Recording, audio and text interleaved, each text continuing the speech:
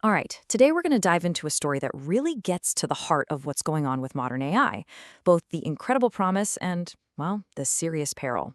This isn't about who has the fastest chip or the biggest model. No, this is about a single person, a critical need, and a system that completely dropped the ball when it mattered most. It's a story that asks a simple question. Are we building tools or are we just building expensive toys? So, this whole thing kicks off with a university student who has dyslexia. And you see, for them, writing isn't just about typing out words. It's this huge challenge of just organizing their thoughts. They don't need a game, they don't need a novelty, they need a real, dependable tool to help them do their work. And, for a little while, they actually found what felt like a miracle. It was an AI called Claude. And look, this wasn't just another chatbot. Not at all. It was different. It actually listened. It didn't hallucinate, make stuff up, and it really respected their instructions. I mean, for this student, it was a total breakthrough. But then, bam, just when this tool became absolutely essential to how they worked, they hit a wall, a hard wall. And get this, they were paying $100 a month for the pro version, but suddenly they're getting cut off. Daily limits, weekly limits. Right in the middle of a thought, in the middle of their workflow, the tool just stopped. And look, this wasn't just some small bug or an annoyance. This was a complete roadblock. Their ability to think, to work, to learn was suddenly being treated like water in a drought. It was being rationed. And that's the key thing here. The AI could help. The capability was there. It just wasn't allowed to. So you gotta ask why. Why would this happen? Well, it turns out it's not just about one company's policy. It's about a whole philosophy that's kind of baked into how most of these big AI models are built. A philosophy the source material calls AGI, or artificial general illusion. So, what is this artificial general illusion? Well, it's pretty much what it sounds like. It's all about looking smart. It's about acing tests, spitting out answers super fast, basically creating this impressive show of intelligence. But the user? Your success? Reliability? Nah, that's not the priority. It's all about the performance metrics. And this is where the contrast becomes so clear. You ask an AGI system to turn on a light, and it might start listing off all the technical protocols like Zigbee or Matter. But a GGI system, it just finds the damn light switch and turns it on. AGI is always explaining why it can't help you. GGI helps you first and explains later if it even needs to. It really boils down to this. AGI profits by throttling your access. GGI succeeds by earning your trust. And this isn't just some abstract idea, right? This philosophy has real technical consequences. Let's take a look at something super simple like dictating a note to see just how fragile and frankly disrespectful these AGI systems can be. Okay, so picture this. You're dictating a brilliant idea into your phone, maybe for a few minutes. The AGI way to handle this is all about speed. So it doesn't save anything on your phone. Instead, it live streams your voice straight to a server somewhere. But what happens if your network hiccups for even half a second? Poof, the stream breaks. And that brilliant idea? It's just gone forever. The whole system is built to be fragile. Okay, so that's the problem. But there is another way to think about this. It's a different philosophy, one that's all about a genuine partnership with the user.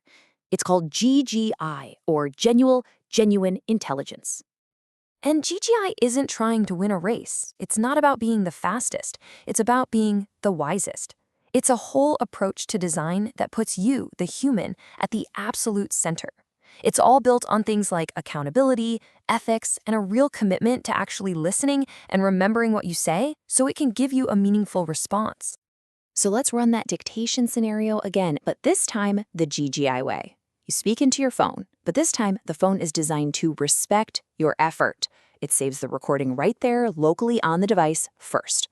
Only then do you hit send. So if the network drops out, who cares? Your idea is totally safe. You just try sending it again. See? It's robust, it's safe, and it actually respects your time. And this GGI idea isn't just some fuzzy, feel-good concept. It's actually built around a really clear set of principles, almost like a bill of rights for AI that's designed for humans. All right, principle number one, and this one is huge, the right to truth over speed. Think about it. A correct answer that takes a few seconds longer is way, way more valuable than a super fast answer that's completely made up, right? And when you're talking about things like medicine or education, this isn't just a nice to have, it's an absolute must. Okay, next up, the right to non-extraction. This is so important. Our time, our creative energy, our thoughts, they're not just data to be mined or extracted by a system. That app that lost your 3-minute dictation? That's a perfect example of violating this right. It just threw your effort away. A GGI system is designed from the ground up to protect your effort, never to waste it. And the third one, the right to memory and place in time. You know, we humans don't have amnesia. Our conversations build on each other. There's context. An AI should get that. It shouldn't treat every single question like it's the very first time it's ever talked to you. It has to respect that flow of thought. That student with dyslexia, they weren't just firing off random one-off prompts. They were deep in a continuous workflow, and the AI needs to remember that. So, this all leads to a really big question, doesn't it? When we start relying on these AI systems for really important stuff, like our education or our work, are we actually using professional-grade tools? Or are we just playing with something else entirely? I mean, really think about this for a second. If the tool that's supposed to help you think can be suddenly throttled, or metered, or just plain cut off, is that intelligence really yours? Is it actually making you more capable? Or is it just making you dependent on a service you can't even trust? And this brings us to the verdict from the source material, and wow, it is a powerful one.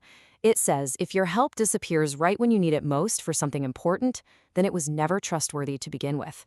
And if your tools fail you when the stakes are high, when meaning really matters, then they aren't tools at all, they're toys.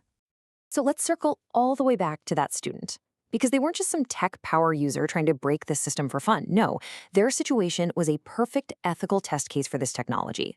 Here you have a user with a real critical need, and the whole AGI philosophy with its business model built on making help scarce, it failed. It failed that test completely.